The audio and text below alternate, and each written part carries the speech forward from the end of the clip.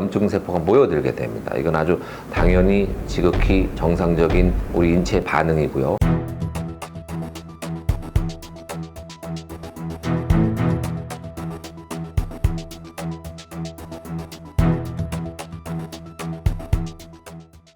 안녕하세요. 명예처방전 구독자 여러분, 저는 세브란스병원 소화기내과 김도영입니다. 오늘 하루도 안녕하고 건강하셨죠? 자꾸만 밖으로 나오라고 유혹하는 계절, 봄이 돌아왔는데 1년 넘는 기간 동안 코로나 때문에 외출도 어렵고 참 인내심을 갖고 잘 버텨오셨습니다. 앞으로 코로나가 완전히 종식되는 그날까지 더욱 건강하시고 코로나 걸리지 않도록 더 유의하셔야 되겠습니다. 지난 3주 동안 지방간 질환에 대해서 자세히 알아봤는데요. 절대 간과해서는 안 되는 지방간, 왜 걸리는지, 또 어떻게 대처해야 되는지, 약물 치료는 뭐가 있는지, 생활습관을 어떻게 바꿔야 되는지에 대해서 알아봤고요. 오늘부터는 간염에 대해서 집중적으로 다뤄보겠습니다. 자, 간염 공부할 준비 다 되셨죠?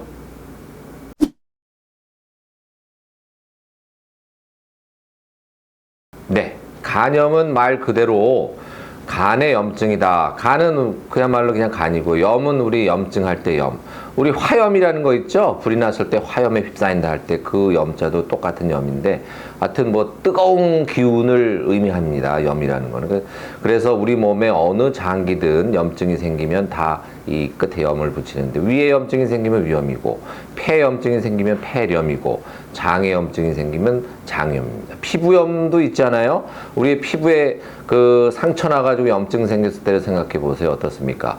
빨갛게 되고 아프고 붓고 그렇죠. 그래서 이 염증이라는 거는 3대 특징이 있습니다. 붓고 아프고 빨갛게 되는 이 세 가지 특징을 갖춘 거를 이제 염증이라고 하는데, 왜 염증이 생기느냐? 그거는 사실은 염증 반응이 나타나기 때문인데, 우리 혈액에 또 돌아다니는 염증 세포라는 게 있어요. 백혈구, 뭐 림프구, 뭐 대식세포, 이런 염증 세포가 이 상처가 난 곳이라든지 또는 외부 독소, 세균, 바이러스가 침입했을 때 그거에 대항하는 것이 바로 염증 반응. 그러니까 나쁜 게 아닙니다. 정상적인 면역 반응에 의해서 나타나는 게 이 염증인데, 우리 간이라는 장기는 이 침묵의 장기다 보니까 염증이 생겨도 별 신호가 안 나타나는 게 그게 문제죠. 그래서 만성 간염이 생겼는데도 사람이 느끼는 바는 거의 없습니다. 그렇기 때문에 비형 간염이라든지 또는 술 때문에 알코올성 간염이 생긴다든지 이런 환자들이 자기가 증상이 없으니까 전혀 아픈 줄 모르니까 계속, 특히 남성분들 술 먹다 보면은 간염에 알코올이 겹쳐져서 점점 상태가 악화되는 거죠. 그래서 간염은 간에 불이 났다, 이렇게 생각하시면 되는데, 문제는 불이 났는데 화끈거리거나 아프거나 붓는 이런 증상이 없기 때문에 간염이 문제가 된다, 이렇게 이해하시면 될 것 같습니다.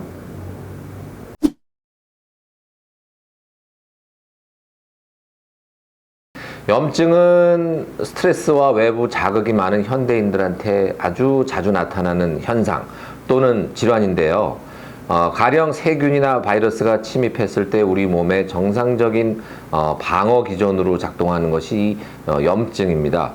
외부의 세균이나 바이러스가 우리 몸에 침입했을 때 이것을 우리 몸의 염증 세포가 내가 아닌 남으로 인지를 하게 되죠. 그렇기 때문에 적군이 들어오면 어떻게 돼요? 물리쳐야 되잖아요. 그래서 그 병소, 바이러스나 세균이 들어온 장소, 거기로 염증 세포가 모여들게 됩니다. 이건 아주 당연히 지극히 정상적인 우리 인체 반응이고요. 그걸 방치하면 어떻게 됩니까? 세균이나 바이러스가 우리 몸을 망가뜨릴 거 아니에요. 그래서 염증 세포가 외부 침입자가 몰려든 장소로 다가가서 공격하는 것, 이거 정상적인 반응입니다.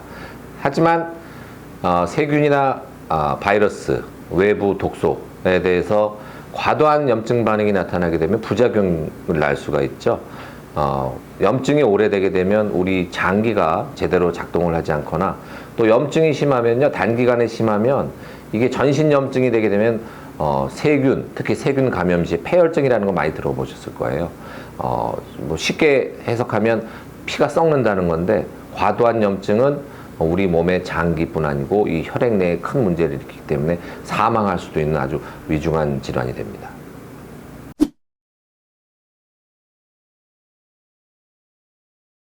대표적으로 외부 요인을 들 수 있는데요. 세균이나 바이러스 같은 미생물이 염증을 가장 흔히 일으킨다고 볼 수 있죠. 외부 요인으로서.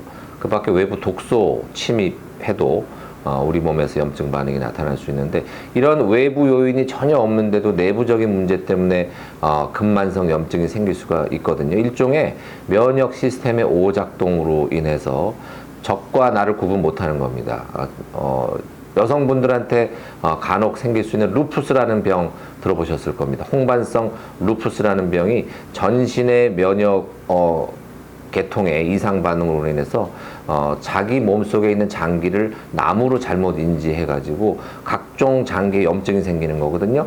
피부부터 시작해서 눈도 가능하고 간에도 염증 생길 수 있고 콩팥에도 염증 생기고 관절 같은 데도 염증 생기고 굉장히 여러 부위의 만성 염증을 평생 앓을 수 있는 심각한 질환이 루푸스라는 병인데, 이게 바로 대표적으로 외부 요인 없이 내부적인 원인 때문에 생기는 자가 면역성 만성 염증입니다. 자, 우리 간도 아까 잠깐 말씀드렸지만 자가 면역성 간염이라는 게 있어요. 예, 외부에서 세균이나 이물질, 바이러스, 독소가 전혀 없는데 내부적인 요인, 일종의 유전적인 요인으로 인해서 간을 자기 일부로 보지 않고 나무로 인지하는 겁니다. 그렇기 때문에 면역세포가 간에 가서 자꾸 공격을 하게 돼요. 자기 편인데도. 이게 바로 자가 면역성 간염이라고 하는 겁니다. 염증은 급만성 두 가지로 구분할 수 있는데요. 시기에 따라서 구분하는 겁니다. 급성은 6개월 내에 모든 염증이 가라앉는 것이고요. 만성 염증은 6개월이 지나도 지속되는 염증을 말합니다. 급성 염증의 예를 들어 볼까요? 급성 A형 간염, 급성 췌장염, 급성 부비동염, 이런 질환들이 급성 염증에 속하는데 대부분 다 후유증이 없습니다. 왜?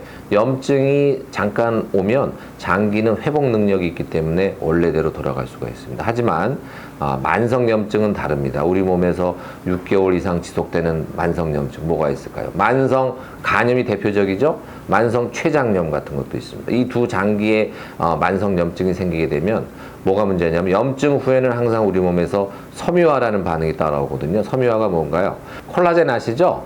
피부엔 좋을지 몰라도 이게 장기에 콜라겐이 과도하게 쌓이면 장기 기능 부전을 일으킵니다.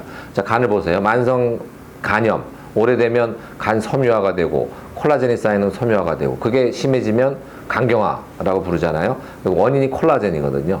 자, 간경화 환자에서는 간암 발생률도 엄청 올라가기 때문에 우리 몸의 섬유화는 굉장히 안 좋은 겁니다.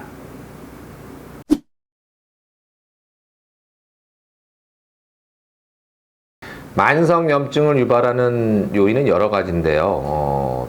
외부적인 요인으로 대표적으로 세균보다는 바이러스가 우리 몸에서 만성 염증을 일으킵니다. 자, 각 바이러스마다 좋아하는 장기가 또 따로 있어요. 간염 바이러스는 다른 장기로는 안 가고 간에만 가고요. 뇌염 바이러스 있죠? 일본 뇌염 바이러스 같은 거는 다른 장기 절대 안 가고 뇌로만 갑니다. 또 지금은 예방접종이 있어서 많은 여성분들이 피할 수 있지만, 예전에는 백신이 없던 때에는 HPV라고 하는 거, 줄여서 HPV인데 사람 유두종 바이러스라고 하는 거는요, 여성분들의 자궁경부에만 선택적으로 가기 때문에 자궁경부암을 엄청나게 많이 일으켰죠. 다행히 백신이 있어서 지금은 자궁경부암이 많이 줄어들었습니다. 자, 이렇게 외부 요인만 있는 것이 아니고 내부적인 요인도 있다. 자가면역 질환도 만성 염증성 질환입니다. 루푸스, 전신성 홍반성 루푸스 환자들은요, 아까 말씀드렸다시피 심지어 뇌에서부터 시작해서 안구, 관절, 심장, 콩팥, 간, 온갖 군데 염증이 다 생길 수가 있어요. 피부까지도요. 이렇게 외부 요인도 있지만 내부적인 요인에 의해서도 만성 염증이 발생 가능하다. 그럼 잠깐 이 만성 염증으로 인한 결과를 몇 가지 살펴볼까요? 우리 혈관에도 염증이 생길 수 있는데요. 대표적인 병이 뭡니까? 동맥경화증입니다.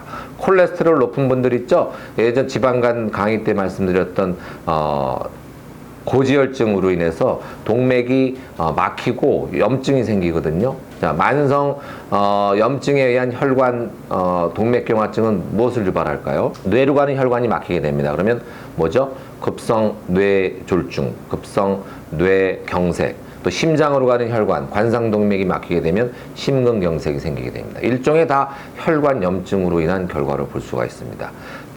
장이 만성염증이 생기는 만성대장염 있죠? 네, 특정한 질환이 있긴 한데 만성대장성 염증에는 대장암 발생의 위험이 또 있고요.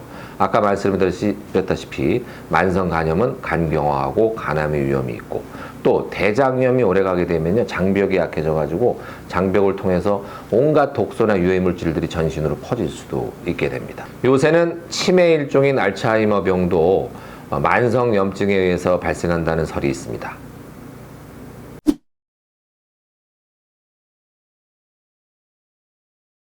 처음에 말씀드린 것처럼 우리 몸에 염증이 생기게 되면 다행히 신호를 보내게 됩니다. 자, 세 가지가 뭐라고 제가 말씀드렸죠? 피부를 생각해 주시면 쉬워요. 피부에 염증 생기면 붓고 아프고 빨갛게 되고, 네, 이 세 가지 신호가 나타나게 되는데 다른 장기도 마찬가지인 것 같아요. 폐렴도 왜 폐염증 생기면 신호가 오잖아요. 폐가 이쪽 부위가 아프다든지 뭐 기침을 한다든지 열이 난다든지, 또 신장염이 생겨도 여기 옆구리가 아프다든지 또 혈뇨가 나온다든지 뭐 그런 신호가 다 있습니다. 이런 염증 반응은 특히 급성 염증일 때 많이 나타나고 만성으로 갈수록 염증 반응이 잘 안 나타나는 게 특징입니다. 그런데 간에는 심지어 급성 염증이 나타나도 이런 신호가 잘 안 나타난다는 거죠. 만성일 땐 더 하겠죠. 단지 급성이든 만성이든 간염이 생기면요, 좀 피로감이 더 하다든지 소화가 잘 안 된다든지 이런 신호만 나타나기 때문에 이게 간에 문제가 생겼다 하고 우리 환자분들이 인지하기가 어렵다는 겁니다.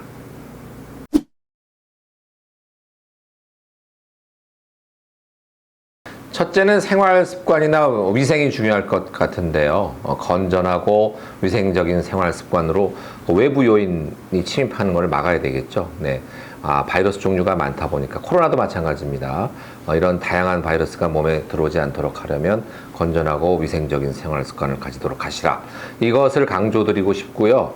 두 번째는 몸이 보내는 염증에 대한 신호를 무시하지 마시라. 예를 들면 잇몸에 문제가 생기는 치주염에 걸려도 이것이 만성염증으로 인해서 심혈관 질환이라든지 뇌혈관 질환에까지 이어질 수 있다고 하네요. 그러니까 아주 몸에 사소한 염증이라고 하더라도 전신적으로 퍼질 수 있다는 것을 꼭 명심하시고 몸이 보내는 이상 신호에 대해서 잘 캐치를 하시고 조그만 염증이라도 빨리 잡아서 치료하실 것을 권해드리고 싶습니다.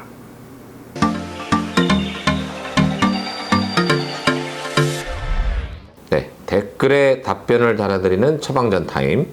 첫 번째 질문은요, 정주연님이 질문해 주셨습니다. 저희 엄마께서 이번 주 토요일 백신 예약, 코로나 백신이겠죠? 예약을 해 놓으신 상태인데요. 감기 몸살을 심하게 앓고 계셔서 그냥 맞아도 되는 건지 아니면 미뤘다가 맞는 게 맞는 건지 궁금해요 하셨는데, 일반적으로 모든 백신은요, 어떤 증상이 없을 때 무증상자에게 맞는 게 원칙입니다. 특히 이런 폐렴이라든지 상기도 감염을 일으킬 수 있는 바이러스에 대한 백신은 열이 난다든지 기침을 한다든지 이런 증상, 유증상, 호흡기 증상이 있는 분들한테는 일단 피하시는 게 좋습니다. 그래서 증상들이 모두 없어지고 난 다음에 백신을 접종하는 것이 안전한 방법이고, 이건 꼭 인플루엔자 백신도 마찬가지예요. 인플루엔자 백신 맞으려고 했는데 이미 감기 걸린 상태에서 백신을 맞아도 되느냐 이렇게 물어보시는 분들이 있는데 그거 아닙니다. 그래서 몸살 증상이 이미 있을 때는 그런 백신들은 다 피하셔야 됩니다. 두 번째 질문은요, 문지훈 님이 해주셨는데, 알러지도 염증 반응 중 하나인가요? 맞습니다. 염증 반응 중에 하나고, 얼마 전 레몬즙이 해독에 효과가 있다고 해서 많은 양을 짜서 먹었는데요. 얼굴과 몸에 두드러기가 잔뜩 나서 고생을 엄청 했어요. 그럼 저는 레몬에 염증 반응이 있는 건가요? 뭐 답을 이미 해주셨네요. 알러지 반응도 일종의 만성 염증에 속하는 겁니다.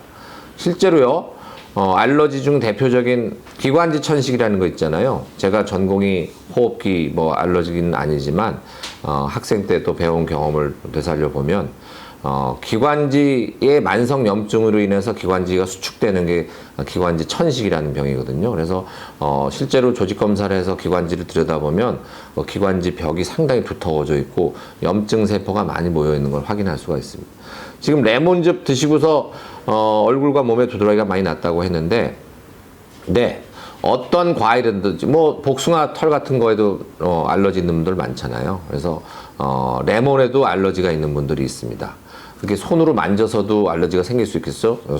피부를 통해서 흡수가 되기 때문에 그 레몬을 섭취해도 장을 통해서 레몬 성분이 들어가기 때문에 알러지가 소인이 있는 분들, 알레르기 체질이 있는 분들은 전에는 레몬 먹어도 괜찮았는데 나중에라도 생길 수가 있는 겁니다. 알러지는 언제든 생길 수 있어요. 두드러기랑 마찬가지입니다. 그래서 두드러기도요 피부의 염증이에요. 두드러기를 실제 조직 검사를 해보면 피부 조직 검사를 해보면 그 빨갛게 부풀어지잖아요. 두드러기가 거기 조직 검사를 하면은 실제로 염증 세포가 이렇게 침윤해 있는 걸 볼 수 있습니다. 그래서 알러지는 만성 염증의 하나로 볼 수 있다. 그리고 레몬즙, 레몬 성분에 대해서 없던 알러지가 새로 생길 수도 있다. 그래서 질문 주신 문지훈님은 앞으로 레몬을 조금이라도 섭취를 또 하시면 똑같은 두드러기가 많이 생길 것 같으니까 당분간은 굉장히 조심을 해야 될 것 같습니다.